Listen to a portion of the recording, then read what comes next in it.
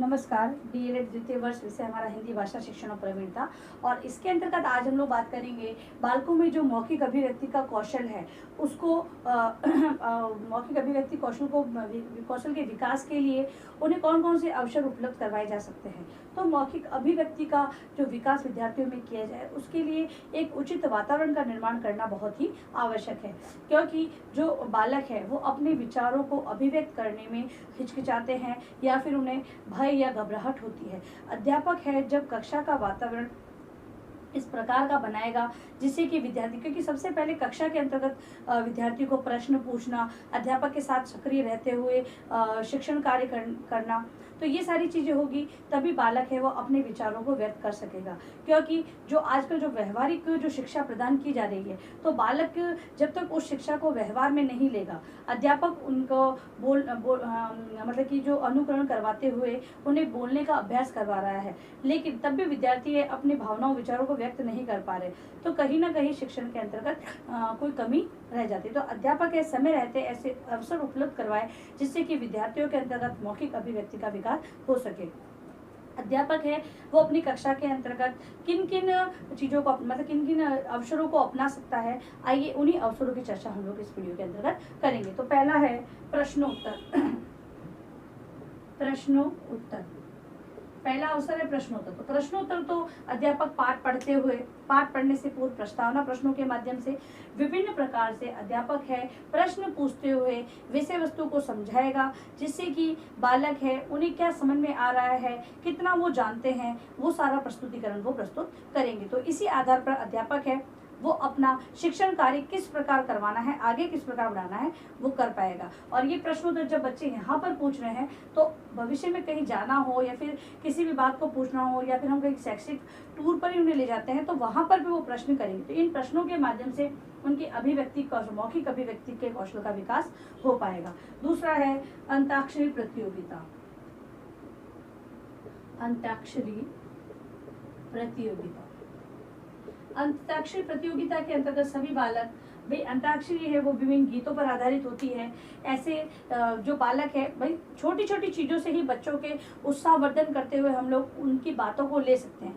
हम लोग ये कहें कि हम लोग कक्षा को एकदम नियंत्रित रखें, अनुशासित रखते हुए हम लोग पढ़ाएंगे, तो अनुशासित तो रखना ही है, लेकिन साथ ही वातावरण ऐसा सृजित करना है जिससे कि बालक है वो डरा हुआ सहमा हुआ नहीं बैठे, वो अपनी भावनाओं को व्यक्त कर सके। तो अध्यापक है वो विभिन्न प्रकार समय समय पर अंताक्षरी प्रतियोगिता करवाए जिससे कि बालकों में बोलने की जो क्षमता है उसका विकास हो सके, और उसी को हम मौखिक अभिव्यक्ति के अंतर्गत एक छोटी सी स्टेप मान सकते हैं।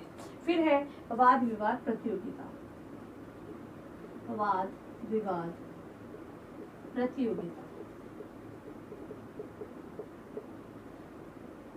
प्राथमिक कक्षाओं में तो हम लोग किसी चीज को लेकर वाद विवाद प्रतियोगिता संभव नहीं होती है, लेकिन उच्च प्राथमिक कक्षाओं में इन वाद विवाद प्रतियोगिताओं को अपनाते हुए किसी भी टॉपिक के बारे में छोटी छोटी जानकारी विद्यार्थियों को प्रदान की जाए, और कुछ बच्चे हैं उसके पक्ष में बोलेंगे, कुछ विपक्ष में बोलेंगे। उनको देखते हुए जो देखने वाले दर्शक विद्यार्थी जो बैठे हुए वो मोटिवेट होंगे और वो भी अभिव्यक्त करने का प्रयास करेंगे। तो वाद विवाद प्रतियोगिता के माध्यम से हम लोग बालकों के मौखिक अभिव्यक्ति कौशल का विकास कर सकते हैं। अगला है संक्षेपीकरण। संक्षेपीकरण एवं विस्तारीकरण।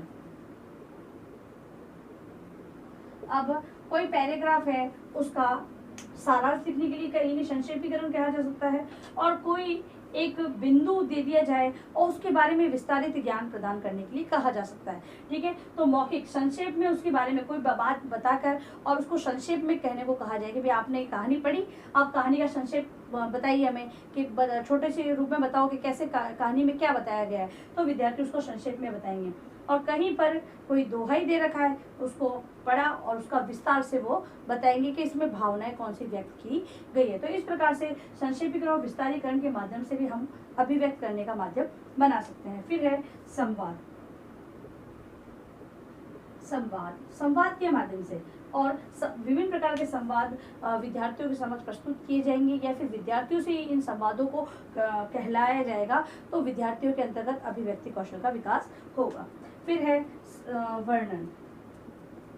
वर्णन किसी भी घटना पर आधारित हो सकता है, किसी विषय वस्तु पर आधारित हो सकता है, कक्षा में किसी स्थिति को लेकर वर्णन किया जा सकता है, पाठ की विषय वस्तु को लेकर किया जाता है। तो विभिन्न प्रकार के वर्णनों के माध्यम से भी अध्यापक है वो बालकों में मौखिक अभिव्यक्ति का विकास कर सकता है। फिर है सांस्कृतिक कार्यक्रम। सांस्कृतिक कार्यक्रमों में जब ये बालक भाग लेते हैं तब इनकी जो ये कहें कि खुलकर वो सामने आते हैं, अध्यापकों से भी अपने मन की बात कहते हैं। तो सांस्कृतिक कार्यक्रम क्योंकि आजकल तो बालक है, सभी बालक कंपटीशन के लिए तैयार रहते हैं। अब जब इन सांस्कृतिक कार्यक्रमों का आयोजन करवाया जाता है समय समय पर, तो विद्यार्थी उनमें भाग लेते हैं और अपनी जो बात कहने के उन्हें अवसर मिलते हैं, जिससे कि उनके अंतर्गत मौखिक अभिव्यक्ति जो सामान्य बात होती है वो कहने की अभिव्यक्ति का उनके अंतर्गत विकास होता है। और साथ ही कक्षा में भी फिर वो कहना प्रारंभ कर देते हैं और व्यक्त करने का जो प्रयास है उनका संभव हो पाता है। अगला है कहानी कथन। कहानी कथन विभिन्न प्रकार की कहानियों के माध्यम से विद्यार्थियों के अंतर्गत मौखिक अभिव्यक्ति का विकास किया जा सकता है। जो कहानी अध्यापक है, ऐसा नहीं कि विद्यार्थियों से ही बोलवानी है, अध्यापक है वो विभिन्न प्रकार की जो शिक्षास्पद जो कहानियां हैं विद्यार्थियों के समक्ष प्रस्तुत करेगा। विद्यार्थी उनमें रुचि लेने लगेंगे और अध्यापक है उन्हें गृह कार्य के रूप में ऐसी कहानियों का संग्रहण करने के लिए कहे, पुस्तकालय में ढूंढने के लिए कहे, या फिर आजकल तो ऑनलाइन है तो ऑनलाइन ऐसी कहानियों का संग्रह करने के लिए कहेगा। तो विद्यार्थी है अध्यापक की कही बात को नहीं टालते हुए कहानियों का संग्रह करके लाएंगे और कहानी के जो कहानी कहने के लिए कि भाई हाँ अध्यापक है मुझसे कक्षा में बुलवाएंगे, इतने विद्यार्थियों के सामने मुझे कहानी कहनी होगी, अध्यापक है मुझे पुनर्बलन देगा। तो इस प्रकार से विद्यार्थी है उनके अंतर्गत वो रुचि उत्पन्न होती है और वो कहानी को कहने का वो प्रयास करने लगते हैं। फिर है कवि सम्मेलन। कवि सम्मेलन कवि सम्मेलन के अंतर्गत अध्यापक है कोई भी कवि हास्यप्रद कविताएं हो सकती है या फिर उनकी किताब में संबंधित जो कविताएं कोई गाकर कहेगा, कोई पढ़कर कहेगा, कोई हाव भाव से कहेगा। तो विभिन्न प्रकार से विद्यार्थियों को कविताएं कहने के लिए मतलब कि मोटिवेट करे, अध्यापक है वो प्रेरणा दे और उन्हीं प्रेरणा के माध्यम से विद्यार्थी कक्षा में एक सम्मेलन के आधार पर कविताओं को गाए या फिर समय रहते जैसे कि कोई बाल सभा हो गई या फिर प्रार्थना सभा है, उसमें विद्यार्थियों से इन कविताओं को बुलवाए।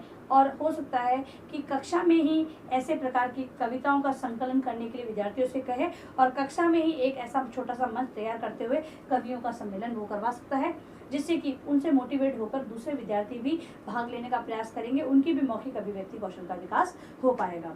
फिर है अभिनय।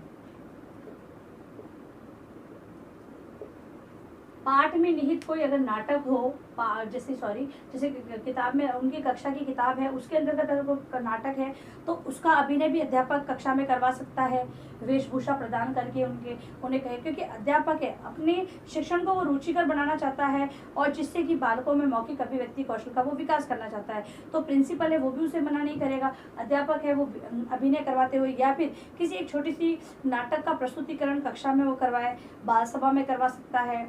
इसके अलावा विभिन्न प्रोग्राम जो होते हैं, कार्यक्रम होते हैं, उनके अंतर्गत बालकों को अभिनय का कार्य दे दिया जाए तो वो इस अभिनय का कार्य करेंगे। तब जो निर्धारित जो संवाद है, जो उनको रोल दिया गया है, उसका जो प्रस्तुतिकरण करते हैं, जिससे प्रभावित होकर अन्य विद्यार्थी हैं उनके अंतर्गत भी इस मौखिक अभिव्यक्ति कौशल का विकास होता है।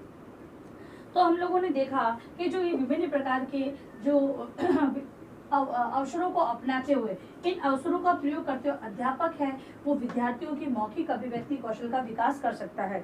इसके अलावा और भी बहुत सारी चीज़ें हो सकती है जिसके माध्यम से अध्यापक है विद्यार्थियों के मौखिक अभिव्यक्ति कौशल का विकास कर सकता है और नई नई तकनीकों को अपनाते हुए अध्यापक अपने अनुसार इस कौशल का विकास वो कर सकता है। लिखिए गृह कार्य प्रश्न।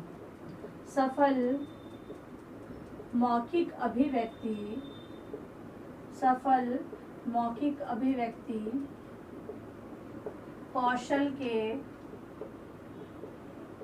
अवसर किस प्रकार एक शिक्षक उपलब्ध करवा सकता है। ठीक है, तो इसको आप जो मैंने बिंदु बताया उसको आप वर्णन करके लाएंगे। और अंत में इस महामारी के दौर में कम से कम ये आवश्यक कार्य होने पर आप लोग घर से बाहर निकले। बाहर निकलते तो 3 बातों का विशेष आपको ध्यान रखना पड़ेगा। मास्क लगा के रखेंगे, सोशल डिस्टेंस बनाएंगे और जहाँ तक संभव हो हाथों को बार बार सैनिटाइज करते रहें। सुरक्षित रहें, सभी का ध्यान रखें। धन्यवाद।